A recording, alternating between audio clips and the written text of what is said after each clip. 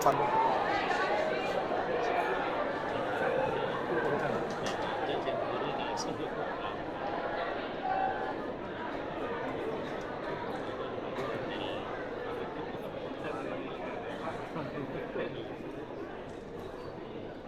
Bismillahirrahmanirrahim. Assalamualaikum warahmatullahi wabarakatuh.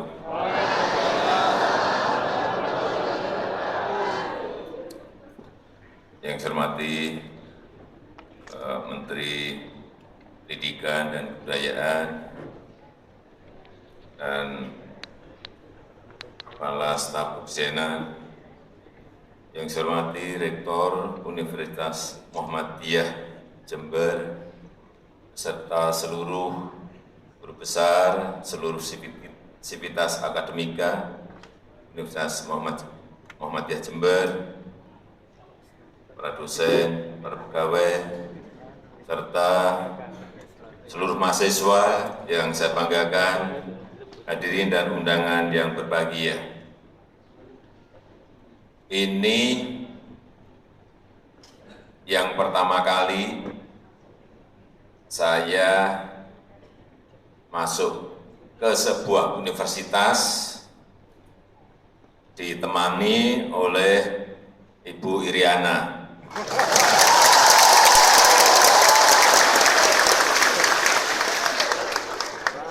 Kenapa? Jawabnya, karena Bu Iriana dulu kuliahnya di Universitas Muhammadiyah.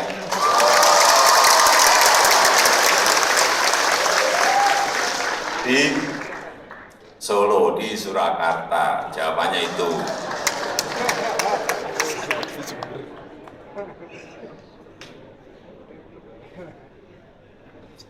Kalau ke universitas yang lain, saya ajak nggak mau.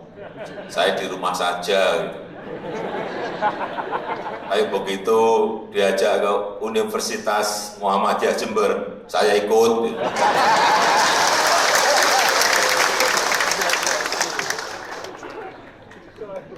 Bapak, Ibu, dan saudara-saudara sekalian, saya ingin berbicara masalah perubahan-perubahan yang akan kita hadapi dalam 5-10 tahun yang akan datang.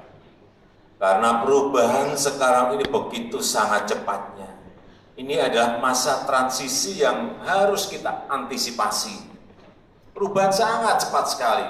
Kita harus menyadari itu. Kalau nggak sadar, kita bisa ditinggal betul kita. Terutama menyadarkan sumber daya manusia yang kita miliki.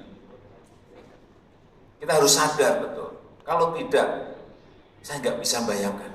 Karena perubahan betul-betul cepat.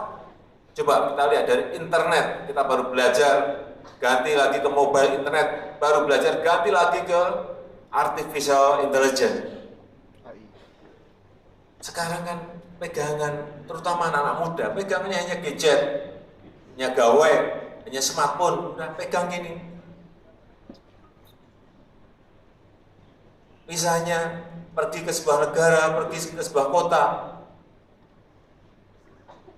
mau tanya masjid yang terdekat di mana, kita bisa bertanya. Kalau ke Amazon, tanya aja ke Alexa, masjid ada di mana? Dijawab pasti, masjid ada di jalan ini, nomor ini. Kira-kira 3 kilo dari sini. Sudah ada yang jawab sekarang ini.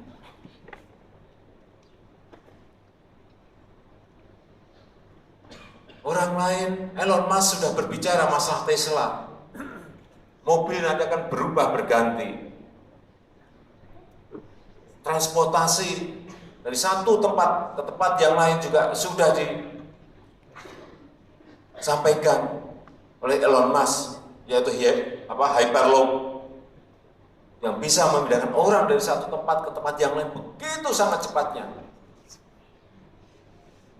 Kita baru proses membangun MRT, baru proses membangun LRT, baru akan memulai kereta cepat, itu rame.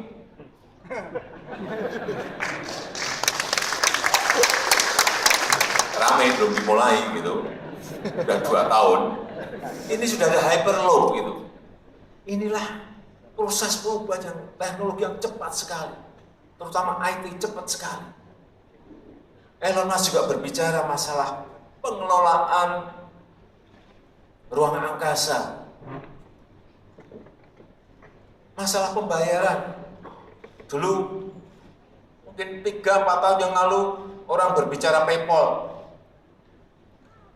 Sekarang Jack Ma sudah ganti lagi masuk ke Alipay. Cepat sekali. Uang cash sekarang kita masih hampir 90% kita masih bayar pakai uang cash.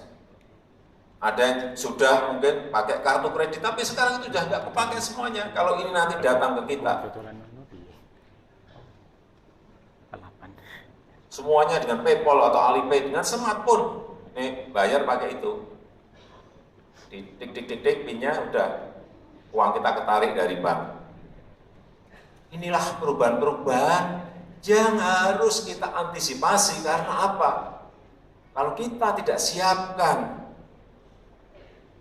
nilai-nilai keindonesiaan kita, pembangunan karakter beden kita, sumber daya manusia kita, akan ada intervensi ideologi, akan ada intervensi nilai-nilai budaya, nilai-nilai sosial, nilai-nilai ekonomi yang tanpa kita sadari.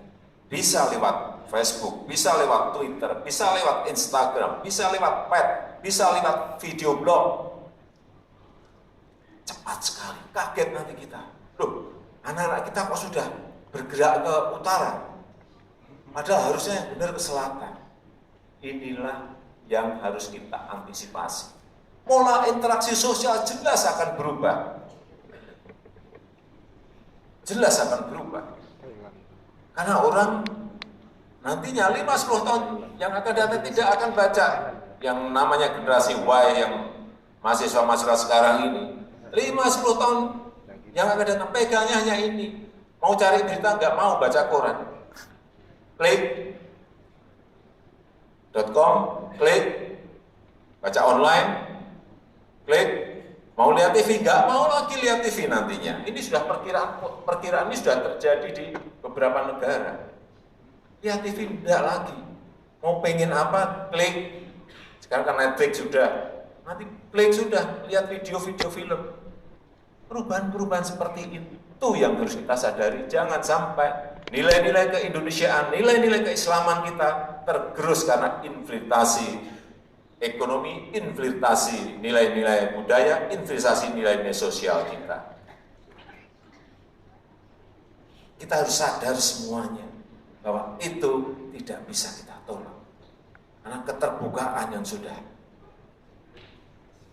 Kita kalau bertemu Perdana Menteri, ketemu Presiden dari negara-negara ini, juga bicara ini. Mereka juga bingung bagaimana mengantisipasi itu. Beberapa negara sudah, toko-toko sudah tutup, mallnya sudah tutup. Karena apa? Karena pesan barang sekarang, beli barang sekarang online semuanya. Kita sudah mulai. Sudah ada Blibli, sudah ada Bukalapak, sudah ada matahari.com. Sekarang saya pun beli gado-gado aja enggak suruhan datang ke warung gado-gado.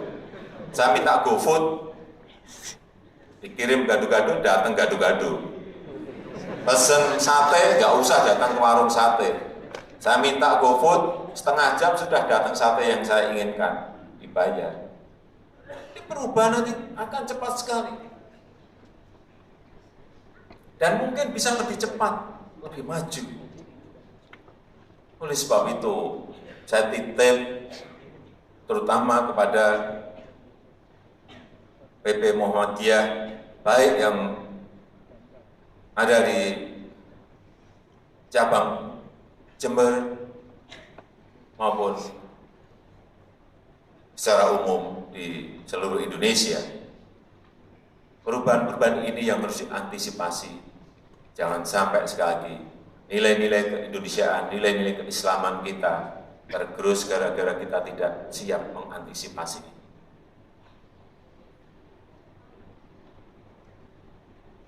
Saya beberapa kali waktu ketemu Pak rektor di Jember, ketemu Pak Rektor Muhammadiyah di Jogja, saya sampaikan kepada Pak Menteri, mestinya kurikulum pendidikan di kita ini juga mulai harus dirubah. Perguruan tinggi harus berani juga merubah. Universitas Muhammadiyah Jember juga berani harus merubah. Saya nggak tahu di sini ada berapa fakultas, Pak Rektor. Ada 8, fakultas ekonomi ada, fakultas hukum ada, fakultas sosial, politik, sosial ada. 3 ini pasti ada. Kayak apa? Di semua universitas 3 ini pasti ada. Universitas ekonomi, jurusannya apa Pak Rektor? Pasti ada manajemen, ada akuntansi, ada ekonomi pembangunan, di mana-mana juga itu. Padahal dunia sudah berubah cepat sekali. Mestinya fakultas itu sudah berubah berganti. Misalnya fakultas manajemen logistik,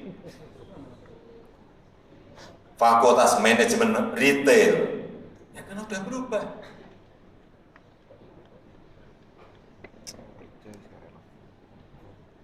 Fakultas manajemen apalagi? Toko online. Loh, ini di negara lain sudah mulai ada gitu loh. Saya ngomong di negara lain sudah mulai ada. Jadi kalau Universitas Muhammadiyah Jember memulai, universitas yang lain ditinggal nanti.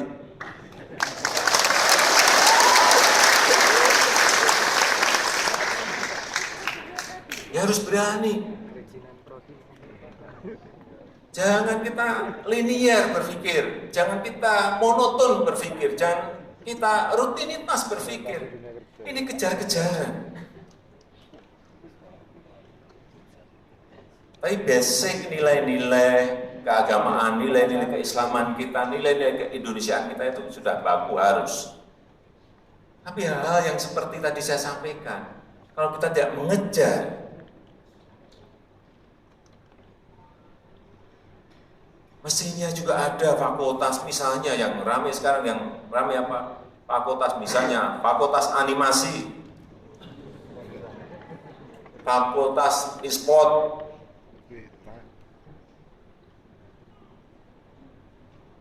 fakultas video,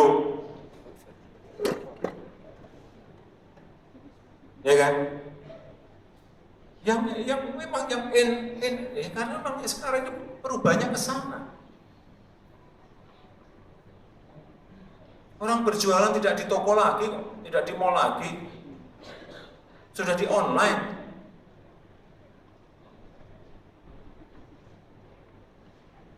Di negara lain sudah tergerus toko mall sudah tergerus 30% karena pembelian lewat online. Hati-hati. Saya sudah menyampaikan kepada Menteri hati-hati mengantisipasi ini. Jangan sampai nanti ada toko-toko tutup kita kaget. Loh kemana ini yang beli? Oh, nggak datang. Ya nggak datang, belinya dari rumah bisa. Perubahan ini yang harus kita sadari. Landscape politik pun nanti juga akan berubah. Landscape politik global akan berubah. Karena pola komunikasi lewat gawai, lewat smartphone, lewat gadget, ya memang akan berubah. Landscape ekonomi juga sudah berubah. Yang paling kelihatan landscape ekonomi sudah berubah.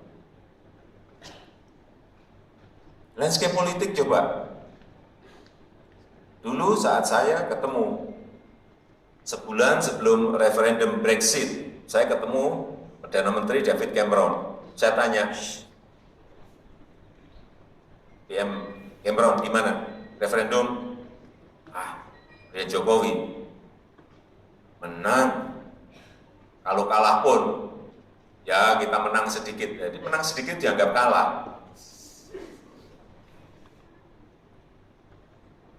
Begitu juga di Amerika, coba lihat. Dalam survei, Hillary Clinton menang terus. Presiden Trump kalah. Tapi begitu tiba harinya gelip, Brexit kalah, Hillary Clinton kalah.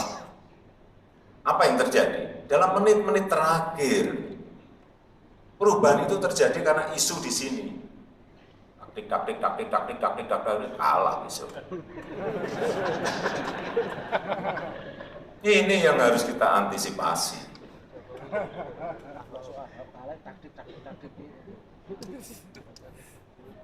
Yang pertama. Yang kedua, saya titip, negara kita ini negara besar.